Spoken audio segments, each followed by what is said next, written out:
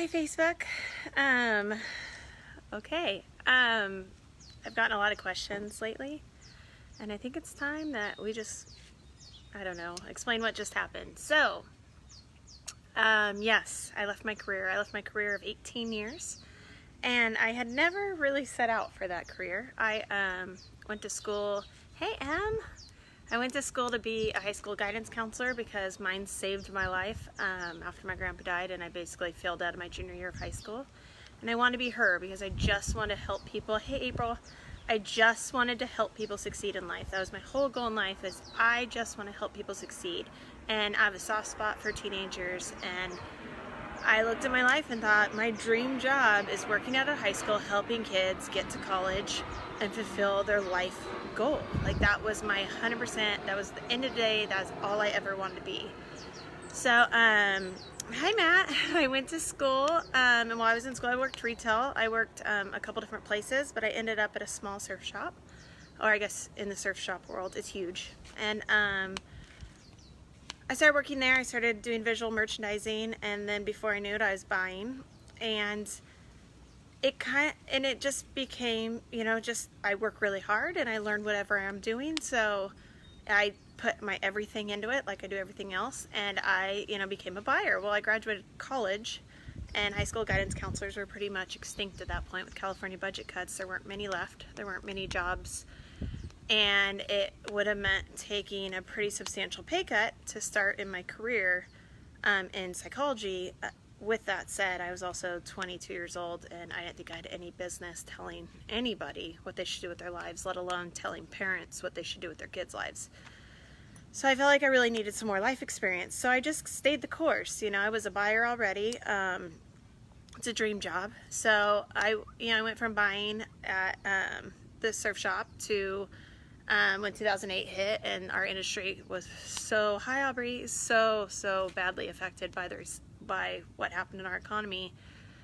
Retail went through a really tough time, so I got laid off from the surf shop. So I went to work at a big box store, and I was an assistant buyer there, and I realized that wasn't for me. I love the people. I learned so much in a year and a half at that company, but the corporate aspect of it wasn't something I could wrap my head around. I guess I just need a little more freedom.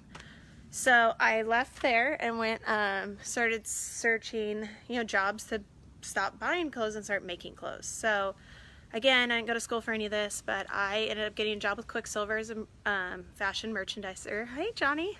I haven't seen you in a million years. I was a fashion merchandiser, and that means you work you work side by side with your designer, and you basically are the business behind design. You help the designer get everything made and samples, and you're the business behind design. So much fun. Like, Quicksilver days in the beginning was so much fun, but if you know anything about fashion, you know Quicksilver went through some really bad times. So I ended up taking a pretty substantial severance and a deal to stay and wait out and do a really great official handover. But my job was going to France, and I wasn't going to France with it because my husband wasn't going to France. Looking back, it would have been the best decision of my life, because my last week at Quicksilver I found out I was pregnant, and so I could have gone to France and got a year maternity leave. But anyways, we won't go off on that. So I ended up, my favorite account when I worked at Tilly's was a small operation, really great guy who owned it, little design house in Costa Mesa, and I always thought, God, that'd be my dream, is finally get to a point where I'm there. And I got that job. I was 5 months pregnant, and he called me and said, Sarah, I hope you're available. Come work for me. And I was like, I'm 5 months pregnant. And he said, I don't care. We'll work it out. It's like, rad. So I have my baby. And all of a sudden, all these priorities of like climbing this ladder in my career just kind of came to a really interesting, halt. It was really weird how one day, like, it was all about my career, and even I would say she was probably 6 months old when I finally looked around like, what am I doing? I'm not even in a career that I love. Like, I'm not helping. I mean, I'm making clothes. At the end of the day, I'm making clothes, and I know that is an incredible career for somebody who has a passion for it. And as much as I worked really hard at it, and I learned, and I think I did. Hi, Wendy. I think I did a pretty good job. At the end of the day, it wasn't really fulfilling me in the way because it wasn't my passion. So I through all that time after Rayleigh, I had postpartum anxiety really bad. I'm not a very vain person. I don't really get ready. I'm not a product person or whatever. I just do what I can to like get by and look presentable. So whenever I had so many issues with my hair after Rayleigh, I found these products. They worked for me, and I thought my family needs them, and I might as well just sell them to my family. Well, what I didn't realize when I started that was that that's not how that works. Yes, I'm going to sell products I love to my family, but I'm also going to very quickly for me end up with this incredible group of women that I'm now leading. So I went from the idea that I love shampoo to how this works is you're a team, and you're a team from day one. From the first moment, you're part of this team, part of something bigger than myself. And it took me a couple months before I realized, like, you know what, I'm really, really, really gonna go after this. Like, let's see what I can do. If this is what I'm mentoring, holy cow, like, how did that just happen? I just went from loving products and selling them to my family to now I'm doing my dream. I'm mentoring women, helping them succeed. And I literally went running with it, and God literally put these women in my life, the women on my team in my life. I'm getting all weird. I'm beside myself on how this happened, or how it happened to me, or this plan that was laid out before me. And at the end of the day, I think I just said yes. And I work hard at everything I do, so this was no different. I worked really hard at it, and it's a job. So yes, I'm crazy. On one hand, I retired from my career in fashion, but on the other hand, I'm not done working. This is a really difficult job. Sales in general, I've always admired my friends in sales. It's a very, very difficult job. Working with team and counting on others is something else that, you know, it's a lot. So I'm not going to say this is easy, and it's not. I've worked harder probably at Monat in the last like 4 months than I've done at anything in my life. And the opportunity though is incredible. I told myself when I was matching my salary at my career with Monat, I would give up my career. And I did. And within a year I was matching my salary, which is crazy. You know, I would beg bosses, and I kept moving jobs trying to get like a 5%, a 10% raise my whole life. When in reality, with this company and with this opportunity, I can make 100% more than I did last month, and that's up to me.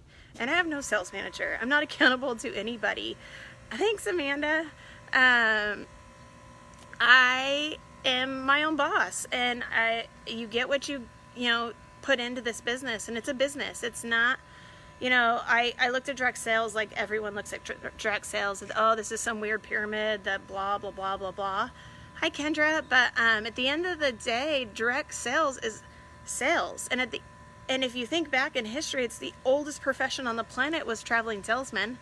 And yes, we use social media to do it now, but it's no different. We're still selling a product on a personal basis. Traveling salesmen did that, 100 years ago. So it's not, I'm guilty of the stigma. And you think about everyone's peddling a product on Facebook. I'm not peddling a product on Facebook. I truly believe in this product, and I want to bless everybody with it. I could show you my hairline anyways. But it's about a business, and it's about an opportunity, and it's about taking professionals like myself out of the workforce to spend more time with my daughter. God bless me with one baby. And I'm so grateful that I have this gift from God, and we weren't supposed to be able to have her, and she's such a blessing, and she's getting big really quick. And so with this opportunity, I get to spend the time I want with her. And this is a job. It does take me away from my family too, but it's up to me how much it takes me away from my family. And it's not missing out on things at her school because I'm at work, or I'm dealing with someone else's, whatever. Anyways, it's just important to understand that this is a career move. I didn't up and leave my, my sense of, I don't know, working, I guess. I'll never quit working. I don't know how to not work. I started working at 12. And I've never stopped. I've never had just one job. So actually this with Monate right now is probably the first time in my life I've had one job. I've always done something on the side. So 100% I'm going into this. If you're a professional and you're interested in doing this, I'm taking on 3 people. Hey Trace. I'm taking on 3 people this month, actually 2 more. And I'm only taking on a couple because I will teach you exactly how to do what I just did. So if any of this sounds appealing, let me know. I just want to love on you and help you and guide you. And at the end of the day, I mean, have the freedom to do what I'm doing. I mean, I'm home on Friday. Rayleigh's napping. This is a dream come true. And, but it's, you know, it's still a job, and I'm still substantially providing for my family with this job. So it's really important if you're looking into a side gig or direct sales in general that you really do your research. It's so important to understand if it's Monate or something else, that the products only get you so far. Like the products, yes, number one, have to be amazing, but that's not all. You need to find a company where your products are necessary. Do you actually need these products to get by in life? Joining something where, you know, it's some luxury, well, when times get tough, you're going to give up the luxury. I mean, washing your hair isn't a choice. We have to wash our hair. So it's not some extra crazy thing. You know, we need it, we run out of it, we buy it again. If you're going to sell something, I highly recommend you find something that does that. That when times are tough, we're still going to use it. And it's super, you know, there's so many companies coming and going, and especially in the direct sales space. I've learned so much about this industry, which I never gave much thought to before, but it is one incredibly massive industry, and there's a company popping up and leaving almost every week. So it's so important to look at the timing of the company and see, you know, if the opportunity is there. I mean, if you're joining a company that's been around 20 years, I don't recommend it.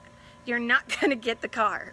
Sorry, but the people 20 years before you are the ones that are going to be super successful with it. You need a young company. You need to make sure that you get in a company with an opportunity. Hey, Carrie. You have to make sure that the competition, like, the timing is everything. If it's already saturated, like, there's no point. Like, everyone already is doing it. If you know 13 people, for instance, selling, you know, health and wellness, who are you going to sell your products to if they're already selling the products themselves? So, it's just a little bit of advice. Any company you join, if you have any questions about it, there's great companies out there. This one I just found my home with, and it checks all the boxes for me. It's necessary and consumable. The timing is right. Hi Mary, I got in at the right time. Right now is the right time with this company. We're growing 100% a year, which is incredible, but we're still baby. We're still a baby company. So competition is, like I said, the most important thing. I mean, there is no other product on the planet that is proven to do what our products do. Find a company who can say that if you're going to go into this, and that's what opens up the door. And then the comp plan, make sure you're getting paid a lot. You should be getting paid very, very, very well, and there's comp plan should service you. So hey Chrissy, I got off on a tangent a little bit, but I just want to help you guys. Like I said, my dream in life is just mentoring and coaching, and I'm doing it with my team. But if you have any questions about if you're getting ready to go into a company, if you're thinking about doing direct sales on the side or as a career, I'm here to help. I'll give you advice toward my company or not. So I just want to tell you my story. Yes, I'm crazy. I did leave a very stable career, but nothing's stable. I mean, the fashion industry, if you look at it as a whole, is not stable. I mean, big box stores and brick and mortar, it's a thing of the past, and it's scary what's happening, but there's just these huge companies out there, and they're taking over, and it's that, as much as I had a job, it wasn't stable. Nothing in fashion is stable. So anyways, love you guys. That's my story. I've been explaining it a lot lately, so I thought I could explain it in one place, and I know you guys are curious. And if you have any questions, I'm here.